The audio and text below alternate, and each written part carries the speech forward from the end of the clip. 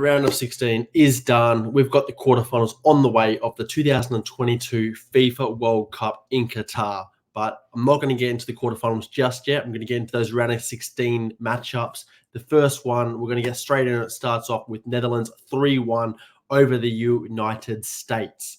For me, look, I think this was always going to be the case. Netherlands have proved they're a strong team, and that first half was very, very impressive, in my opinion.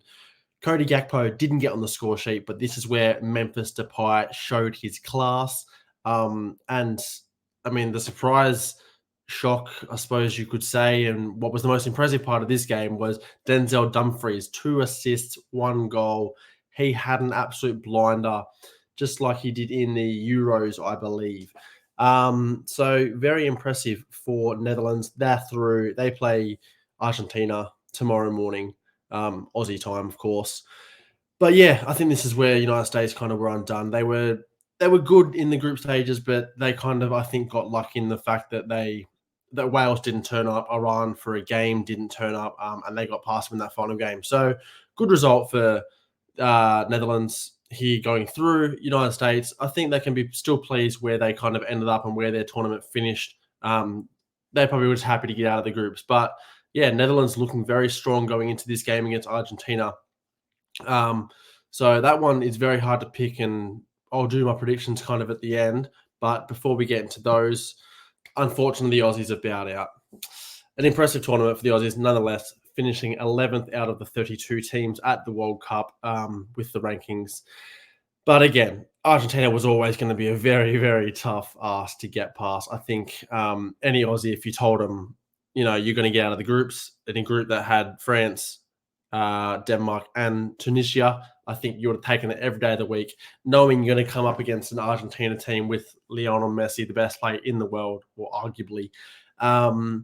And look, we put up a bloody great fight against Argentina. Very unlucky, I think, in the end, but probably the way the game was going, you could say deserved, I suppose, Argentina result here. But we made it tough for them, very tough for them. It took 35 minutes for Messi to get on the score sheet. And again, just a great goal on his behalf. And then unfortunately, second half starts. Look, the pressure was always going to be on the Aussies. They were piling pressure on constantly all game. Aussies was just doing well to defend, I think. But unfortunately, Matty Ryan giving away a tough break on his part. I don't think the ball should have gone back to him in the first place. But if it does, look, you've just got to clear that. But unfortunately, the Aussies like to play this Dutch style of football where it's play out from the back, 4-3-3. And it was always going to be hard. So for Matty Ryan, very tough break for him. But look, from then on, we absolutely peppered him. We were giving it really everything we could. Got back on the score sheet, 77 minute own goal. Craig Goodwin's shot was going row Z, that's for sure. But look, you take it. Doesn't matter how it goes in the net, but it goes in. And for that last 10 minutes, we as Aussies really believed that we could have snatched a draw and taken Argentina to extra time.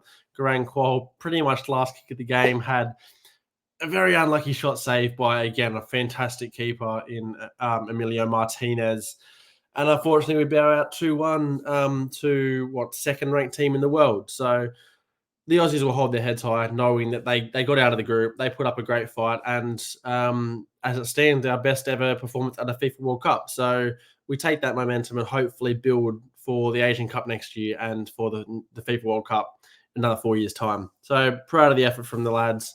Argentina, on the other hand, haven't been amazing this tournament. I don't think they've been great. I think they've been helped by the individual brilliance of that Lionel Messi, who, again, has missed a couple of penalties along the way as well. So tough task coming up against Netherlands. And as I said, I'll save my prediction till the end of the video. But it's, Argentina, I think, need to click ASAP if they want to go on and win this thing. But let's get into another game here. France 3-1, Poland. Pretty much could say Mbappe ran the show as usual. Kylian Mbappe, unbelievable talent, unbelievable player. Some of those goals that he scored, well, both the goals that he scored were just seriously outrageous. The fact that he can strike the ball the way he does, in the positions he does, and still score is just wow.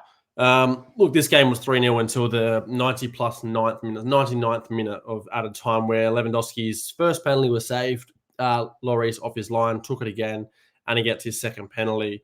And another goal for the tournament. So he can be happy there. But yeah, for me, I mean, France, they look the team to beat. One of the teams to beat, that's for sure. Olivier Giroud broke the record for France, all-time top goal scorer over Thierry Henry. That's very impressive. Always been a big fan of Olivier Giroud as a Chelsea lad as well, of course. But for me, yeah, France, in terms of attack, have probably one of the scariest, sorry. But they come up against a very strong England side who I think are clicking into gear. So my prediction will come later for that. But this game was dominated by France. Could have been 5, 6, 7, 8, 8-1. You know, Poland were never going to go further than this in the tournament. I don't think they probably, in the end, deserve to go through the group stages. As I said in my group stage review, I think that Mexico were the more informed team going into that final game, and probably would have put up a better fight against France, albeit I think France would have gone through regardless. But look, Poland, decent World Cup for them. They can kind of go home with their heads held high again, just like the Aussies, knowing they were kind of probably never going to win this game. But France, who knows how far they're going to go. A game against England coming up it's going to be a tough ask. But speaking of England, let me take a breath now. 3-0 over Senegal. I did think this was going to happen. I thought this would be the clinic that England put on. Look, we know United States game, 0 or draw, that was the boring one. But apart from that, they've scored, including this game, 12 goals this tournament? 6 against Iran and 3 now against Wales and against Senegal in the round of 16. Jordan Henderson got the start again, and he performed. Jude Bellingham was, for me, the standout. Unbelievable talent. I think if England can go far enough, can possibly make the final, Jude Bellingham has the golden ball wrapped up. Sensational talent, generational talent, and who knows where he's off to in the summer. It looks like Liverpool might get him, but who knows? Could be Real Madrid, could be anybody. Everybody's going to be in for him, and he could go 150 million plus. Unbelievable talent, and truly running the show in a World Cup at his age is remarkable. But look, Harry Kane got a goal. Bukayo Saka got a goal, 3-0, job done. Senegal, they troubled them early in the game, and Jordan Henderson doing what he does for England, which is playing brilliant football, making remarkable saves, kept England in the game, and that's kind of where the flick switched, and England ran away with it. So Senegal, again, decent World Cup performance for them, coming out of a group that had the likes of Ecuador and, yes, the Qatar, who should have, I think, done better. But that Ecuador game was tough for Senegal, and they got past them. So courageous effort, but round of 16 is where they bow out. England, how far can they go? They've got a game against France now in the quarterfinals, so we shall see there. But moving forward, one of the better games, I think, one of the closer games, I would say. Japan, unfortunately, losing on penalties to Croatia, 3-1. Penalty shootout was not good for Japan. Couple average penalties in there, but this was a close game. Just looking at the stats, four shots on target, but 13 shots in total to let me just look behind my laptop here. 17 shots to 4 on target for Croatia. So very even game. Dejan Mader from Celtic opened the scoring for Japan, and you thought the Blue Samurai might go on with it here. Croatia pegged them back and got the equaliser via Ivan Perisic. And penalties was the way it was decided. Great tournament for Japan. I think they can hold their heads high up again, just like the others. And Croatia, can they go as far as the World Cup final like 4 years ago? I don't think so, but good tournament for them. They've only made it out of the groups, I think, 3 or 4 times and have made it far every time. So they're kind of a dark horse, I suppose you could say. But yeah, Japan, good performance. Unlucky to go out on penalties. I think they could have probably snatched a winner here or there. But yeah, last 16, unfortunately, is where it ends for them. And there is no Asian team past the last 16, unfortunately. But Croatia move on. And I did say no Asian team in the last 16 because South Korea went and got trounced by a Brazilian team 4-1. And for me, this first half of football by Brazil was probably the best we've seen out of any half of football in the whole World Cup. This was unbelievable. Vinny Jr., Neymar, Richarlison, Paqueta, all up, 4-0 job done by halftime, by 36 minutes. And Brazil can afford to take their foot off the gas there. Unbelievable. Brazil clicking. Look, they lost 1-0 in their final group stage game to Cameroon. Everybody knew that was just a rest the legs, make sure there's no injuries kind of thing, and we'll go again. And they completely dominated South Korea off the park. Look, Brazil, they probably are the team to beat. They are the favourites, I think, for this World Cup now, showing their class in this game.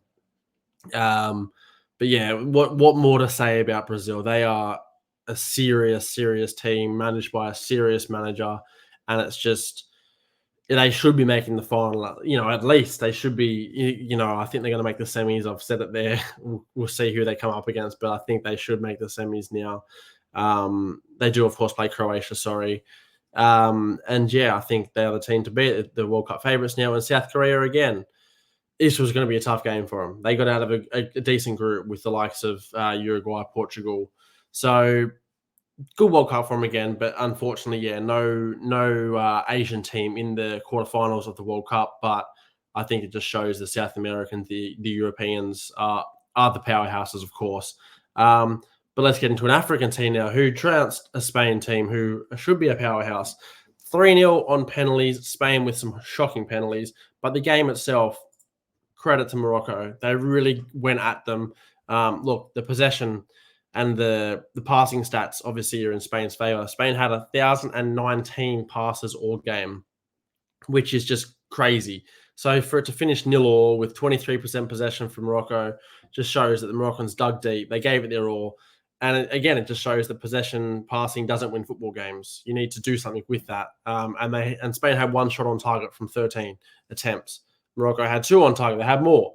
So, look, Morocco went through on penalties, and it was a game of 2 halves kind of thing. I think Spain could have won it at the end of extra time, very closely winning it there. But Bono coming alive, the goalkeeper from Morocco, the Seville goalkeeper, and he wins it for the Moroccans, the first African team, the only African team in the last 16 and only the 4th to make the quarterfinals. And yeah, shocking penalties by Spain. It must be said. I think Luis Enrique came out after the game or before the game and said, this Spain teams, I've made them take 1,000 penalties leading up to the World Cup because they bowed out in the Euros. They don't want to see it happen again. And how do they go and not score a single penalty in the shootout is unbelievable. It's laughable. But Morocco, full credit to them.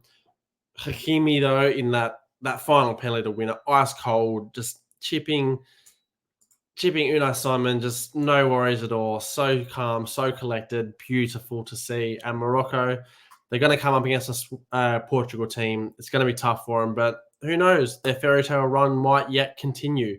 But speaking of Portugal now, to wrap it up, 6-1 over Switzerland. And now I said that first half of football by Brazil was the best we've seen. Well, the most complete 90-minute performance we've seen is Portugal's 6-1 result over Switzerland. Goncalo Ramos comes in for Ronaldo, who, whether he was benched because he's not good enough right now, or he was benched because he was carrying a quad injury, which there's some reports saying, but Goncalo Ramos came in and took his chance. If you come in for a Ronaldo-esque player for Portugal who starts no matter what, every game, he's the captain, you need to perform. And I was saying it before the game. If he comes in, he has to do something. And boy, did he do it. Hat-trick on his first World Cup start at, 21 years old. That is outrageous. And some of those finishes were beautiful. So his price just skyrocketed. Benfica can be licking their lips knowing they've got another talent that's going to be heading out the door for a serious fee. Look, I think any team in the world could ask for a player like this. He's a striker that knows how to finish goals, knows how to finish shots and chances. And yeah, this Portugal team, for me, are now maybe we're flying under the radar before, but now could be thrown in that case with the likes of Brazil and could be the favourites for this thing because they've just shown another dimension that we didn't know they had. I think with Ronaldo, I love Ronaldo, but he definitely makes his team a bit slower. He doesn't, it's not as fluid when it gets up the park to him. We saw when he came on, he's a little bit rusty. I think he offers something off the bench, but for me, Portugal moving forward, they've got to look past Ronaldo. They've got to look towards the future. And Goncalo Ramos, if he can perform again like he did in this game, who really knows how far this Portugal team can go? Could they win it? And it'll be great to see. I don't think Ronaldo would care as long as he wins the thing. But yeah, Goncalo Ramos up top, Bruno Fernandes having a great World Cup. I'm saying it like they're doing FIFA, Fernandes. And then you got Rafael Leao and Guerrero and Pepe also on the score sheet as well. 39-year-old Pepe. So this is a serious Portuguese team and one for the future. Who knows if they don't win the World Cup, they can go and win the Euros. They can do some special things. This Portuguese team, all youngsters, plenty of youngsters in there, and can be very excited about the future. But yeah, dominant performance. Switzerland, I think again, they're going to hang their heads and go, well, what more could we do? We got absolutely battered off the park against a team that put up this kind of performance. You can't do anything more than that. But yeah. It'd be interesting to see Ronaldo, how he reacts. I don't think he's going to start. I don't think he can expect to start against Morocco, but that'll be an interesting one. But yeah, let's get into these quarterfinal matchups. We've got Croatia taking on Brazil. And for me, it's pretty obvious. I think Brazil will run away with this one. I don't think Croatia have been amazing. And Brazil, again, they're expected to be in the final. I believe at this. If they shouldn't win it, they should at least be in the final. And I think that they're on another step there. They're going to be hitting the semi-finals very shortly, and I think I'm going to go with the 2-0 Brazil, comfortable result. Now we've got Netherlands versus Argentina, and whether it's controversial or not, I'm going to go with Netherlands to win this game. I think they look a more complete team than Argentina. I still think Argentina haven't clicked into gear. Lionel Messi is almost dragging them out of the mud, carrying them a little bit. But again, there's one player who can do it and can kind of put his team on his back when it's needed, and when the World Cup is on the line, is Lionel Messi. And so whether he clicks into gear, whether he can get going this game, that's the important thing for Argentina, because they haven't looked good overall. But for me, Netherlands win this one. I'm going to say 2-1. I think Messi might open the scoring, but I think Netherlands look the better team and will come into its second half. Cody Gakpo will get back on the score sheet, and they will knock out Lionel Messi's Argentina from the World Cup, and he will unfortunately never win the World Cup for his country. Now we look at Morocco versus Portugal. And this is a very exciting game for me, because Morocco, they showed their heart and their grit against Spain, but Portugal are a lot better than Spain. I think Spain, I didn't say it in the wrap there, but I think Spain were kind of, everybody said, oh, this team's amazing because they went and won 7-0 or whatever it was against who they play in that first game. I can't even remember right now. It's slipped my mind. But anyway, they won that 7-0, and everybody thought, Costa Rica, sorry. And everybody thought, here we go. Spain's there. But no, the rest of the game, the rest of the tournament, they looked pretty average. And they kind of got lucky at the end, I think. So Morocco fully deserved to go through over Spain, of course. But Portugal's a different beast. I think Portugal have looked good all tournament. They've scored a lot of goals. And again, Goncalo Ramos up top. Who knows what they're going to do, what they come out with, and how attacking they are. And they will really throw everything, I think, at Morocco. And they have a goal scorer, unlike Spain, who have struggled for goals apart from that one game. So, interesting matchup. I'm going to go with Portugal, because I do think Portugal can go far, at least the semi-finals, of course. So they get past Morocco. It'll be tricky, but I'm going to go with a 3. Look, I'm going to go with a 3-1 for Portugal, but it's not going to be comfortable. But I do think Portugal have enough to get past Morocco. But Morocco, great tournament for them, even if they bow out in the quarterfinals, because I don't think many would have expected them to be there. So kudos to them. But yeah, Portugal, too strong for them on the day, I believe. And now the final quarterfinal game, England v France, the one everybody is excited for. Who wins this? Kylian Mbappe versus England. Look, there's a lot of good players on that France team. Obviously, Olivier Giroud is having a good World Cup, and the likes of Griezmann in there as well. But for me, obviously, it's Mbappe. If he turns up, he can cause some serious trouble. But so France will be relying on him.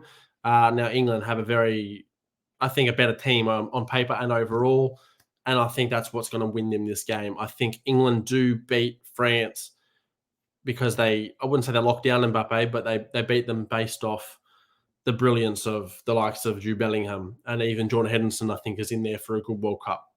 Good game, sorry. as long as a World Cup, of course.